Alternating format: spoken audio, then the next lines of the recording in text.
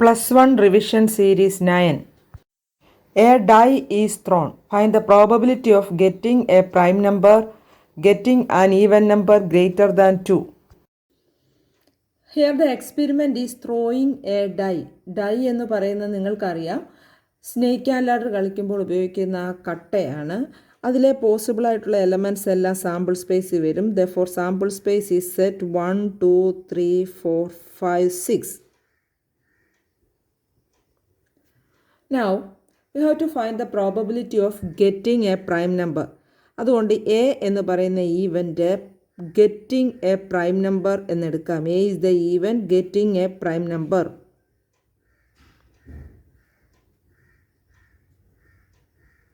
Then the possible elements of A are 2, 3, 5. ഈ എസ്സിലെ prime numbers എല്ലാമാണ് എയിൽ വരുന്നത്. Then probability of A is equal to M by N. M എന്ന് പറയുന്നത് favourable number of outcomes, അല്ലെ എയിലെ എലമെൻസിൻ്റെ എണ്ണം 3 divided by total number of elements, അതായത് എസ്സിലെ എലമെൻസിൻ്റെ എണ്ണം 6, therefore 1/2.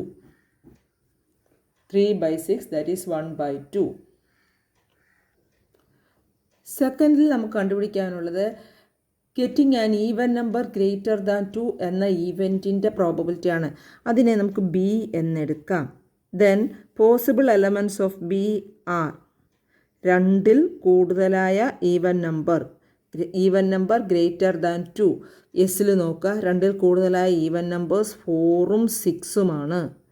Therefore P of B is equal to M by N, that is 2 divided by 6. 2 എന്ന് പറയുന്നത് ബിയിലെ എലമെൻസിൻ്റെ എണ്ണം, എൻ എന്ന് പറയുന്നത് total number of elements, therefore 1/3. A die is thrown twice. Find the probability of the following events. First one, getting a doublet. Second one, the sum of the two numbers on the two dice is a multiple of 3. A die is thrown twice. ഒരു dye 2 പ്രാവശ്യം throw ചെയ്യുന്ന experiment ആണ് consider ചെയ്യുന്നത്. മാത്തമാറ്റിക്കലായിട്ട് ചിന്തിക്കുമ്പോൾ 2 dyes R thrown എന്ന എക്സ്പെരിമെൻറ്റും ഇതുപോലെ തന്നെയാണ് നമ്മൾ കൺസിഡർ ചെയ്യുന്നത്. ഒരു ഡൈ 2 പ്രാവശ്യം ത്രോ ചെയ്യുന്നെന്ന് പറഞ്ഞാലും 2 ഡൈ 1 പ്രാവശ്യം ത്രോ ചെയ്യുന്നെന്ന് പറയുമ്പോഴും മാത്തമാറ്റിക്കൽ എക്സ്പെരിമെൻറ്റ് സെയിം ആണ്. സാമ്പിൾ സ്പേസിൽ 36 എലമെൻറ്റ്സ് ആണുള്ളത്. മുഴുവൻ എഴുതേണ്ട ആവശ്യമില്ല, 1-2 എഴുതാം. 1 മീൻസ് ഫസ്റ്റ് ത്രോയിൽ 1, സെക്കൻഡ് ത്രോയിലും 1. 1-2 മീൻസ് ഫസ്റ്റ് ത്രോയിൽ 1, സെക്കൻഡ് ത്രോയിൽ 2. 1-3 എക്സെട്ര. അങ്ങനെ ലാസ്റ്റിൽ 6-1, 6-2, 6-3, 6-4, 6-5, 6-6. അങ്ങനെ 36 എലമെൻറ്റ്സ് ആയിരിക്കും ഉണ്ടാവുക. n is equal to 36.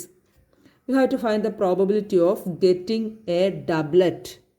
നമുക്ക് ഗെറ്റിംഗ് എ ഡബ്ലറ്റ് എന്നുള്ള ഈവൻറ്റിനെ എ കൊണ്ട് ഡിനോട്ട് ചെയ്യാം. എയിലെ പോസിബിളായിട്ടുള്ള എലമെൻറ്റ്സ് എഴുതാം. ഡബ്ലറ്റ് എന്ന് പറയുന്നത് 2 ഡൈയും സെയിം നമ്പർ ഷോ ചെയ്യുന്നതിനെയാണ് ഡബ്ലറ്റ് എന്ന് ഉദ്ദേശിക്കുന്നത്. 1-1, 2-2, 3-3, 4-4, 5-5, 6-6. Therefore, P of A is equal to M by N, that is 6 divided by 36. എയിൽ 6 എലമെൻറ്റ്സ് ആണുള്ളത്, total 36. Therefore, 1/6. Second event some is A multiple of 3. അതിനെ ബി എന്ന് denote ചെയ്യാം. 2 നമ്പേഴ്സിൻ്റെ some, ആദ്യത്തെ എലമെൻറ്റിലെ 2 എലമെൻറ്റ്സിൻ്റെ some എന്ന് പറയുന്നത് 1 + 1 2, ഇവിടെ 1 + 2 3, ഇവിടെ 1 + 3 4, അങ്ങനെ 6 + 6 12. അതായത് 2 മുതൽ 12 വരെയാണ് സം വരിക. 2, 1 + 1 2, പിന്നെ ലാസ്റ്റ് 6 + 6 12. അതിലെ സം മൾട്ടിപ്പിൾ ഓഫ് 3 എന്ന് പറയുമ്പോൾ സം 3 ആകാം, 6 ആകാം, 9 ആകാം, 12 ആകാം. സം സ്റ്റാർട്ട് ചെയ്യുന്നത് 2-ലാണ്, എൻഡ് ചെയ്യുന്നത് 12-ലാണ്. മൾട്ടിപ്പിൾ ഓഫ് 3 എന്ന് പറയുമ്പോൾ 3, 6, 9, 12 എന്നീ സമ്മുകളാണ് നമ്മൾ കൺസിഡർ ചെയ്യേണ്ടത്. ബിയിലെ പോസിബിളായിട്ടുള്ള എലമെൻറ്റ്സ് എഴുതാം. B is equal to set sum 3 വരുന്നത് ക്രമത്തിൽ എഴുതാം. 1, 2, 2, 1. ഇനി സം 6 വരുന്നത് 1ൽ തുടങ്ങുന്നത് 1 5, പിന്നെ 2ൽ തുടങ്ങുന്നത് 2 4, 2 + 4 6, 3 3, 4 2, 5 1. ഇനിയും സം 9 1ൽ തുടങ്ങുമ്പോൾ 1 8 ആണ് വരേണ്ടത്. അങ്ങനെ ഒരു എലമെൻറ്റ് ഡൈയിൽ വരില്ല. 2ൽ തുടങ്ങുന്നതും കിട്ടില്ല. 3 6 ആണ് സ്റ്റാർട്ടിങ്. സം 9 വരുമ്പോൾ 4 5, 5 4, 6 3. സം 12 വരുന്ന ഒറ്റ എലമെൻറ്റേ ഉള്ളൂ, 6 6. Therefore, P of B is equal to 12 divided by 36, that is 1 divided by 3. A coin is tossed 2 times. Find the probability of the following events: getting at least one head, getting at most one head. Here the experiment is a coin is tossed twice. Then the sample space S is equal to set HH, HT, TH, TT. First കോയിലിലും second കോയിലിലും head, ഫസ്റ്റിൽ head സെക്കൻഡിൽ tail, ഫസ്റ്റിൽ tail സെക്കൻഡിൽ head, രണ്ടിലും tail. ഇങ്ങനെ 4 elements ആണ് sample സ്പേസിൽ ഉണ്ടാവുക. ആദ്യത്തെ ഈവൻ്റ് എന്ന് പറയുന്നത് ഗെറ്റിംഗ് അറ്റ്ലീസ്റ്റ് വൺ ഹെഡ്. അതിന് എ എന്ന് ഡിനോട്ട് ചെയ്യുന്നു. അപ്പോൾ എയിലെ എലമെൻറ്റ്സ് എഴുതാം. അറ്റ്ലീസ്റ്റ് വൺ ഹെഡ്, കുറഞ്ഞത് ഒരു ഹെഡ്. അപ്പോൾ ഒരു ഹെഡോ 2 ഹെഡോ ആകാം.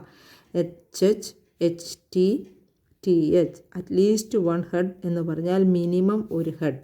P of A is equal to M/N, that is 3 divided by എയിൽ 3 elements divided by total 4 elements, 3/4. Second event getting at most one head, that means maximum one head. ഹെഡിൻ്റെ എണ്ണം maximum ഒരെണ്ണമാകാം, അല്ലെങ്കിൽ ഒന്നോ അതിൽ കുറവോ ഹെഡ്. അപ്പോൾ HHൽ 2 ഹെഡ് ഉണ്ട്, അത് പറ്റില്ല. HT, TH, TT എന്ന് പറഞ്ഞാൽ ഹെഡിൻ്റെ എണ്ണം 0 ആണ്, അതും വരും. മാക്സിമം 1 ഹെഡ് എന്ന് പറയുമ്പോൾ മാക്സിമം ഒന്നോ അതിൽ കുറവോ 0 വേണമെങ്കിലും ആകാം. TT ഇതിനകത്ത് ഇൻക്ലൂഡഡ് ആണെന്നുള്ളത് വിട്ടുപോകരുത്. Therefore, P of B is equal to M/N. M is equal to 3, total N is equal to 4. 3 coins are tossed. Find the probability of no head, exactly 2 heads, at most 2 heads. In this problem, the experiment is 3 coins are tossed. Then the sample space S is HHH. ആദ്യത്തെ 3 കോയിനിലും head. HHT. First 2 coins head, third coin shows tail. HTH, HTT, THH, THT, TTH, TTT. 8 elements ആണുള്ളത്. ഇത് ഏത് ക്രമത്തിൽ വേണമെങ്കിലും എഴുതാം. First event A, no head. Then A is equal to set. No head വരുന്ന element TTT ആണ്. TTT. Therefore, P of A is equal to M/N. എയിൽ ഒറ്റ എലമെൻ്റ് ആണുള്ളത്, divided by total 8 elements. Exactly 2 heads B എന്ന event കൊണ്ട് denote ചെയ്യാം. B is equal to set. Correct 2 head ഉള്ളത് മാത്രമാണ് എഴുതേണ്ടത്. HHT, HTH, THH. Now P of B is equal to M/N. 3 divided by total 8. Now C is the event at most 2 heads, maximum 2 heads. Then C is maximum 2 head എന്ന് പറയുമ്പോൾ 2ഓ അതിൽ കുറവോ ആകാം.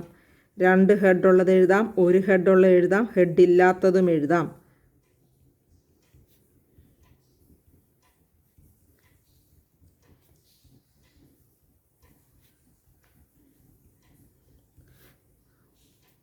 At most 2 heads means maximum 2 head. Therefore, P of C is equal to M/N, that is 7 divided by 8.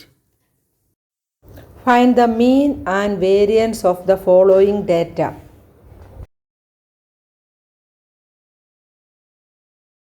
തന്നിരിക്കുന്ന data ആദ്യം എഴുതാം.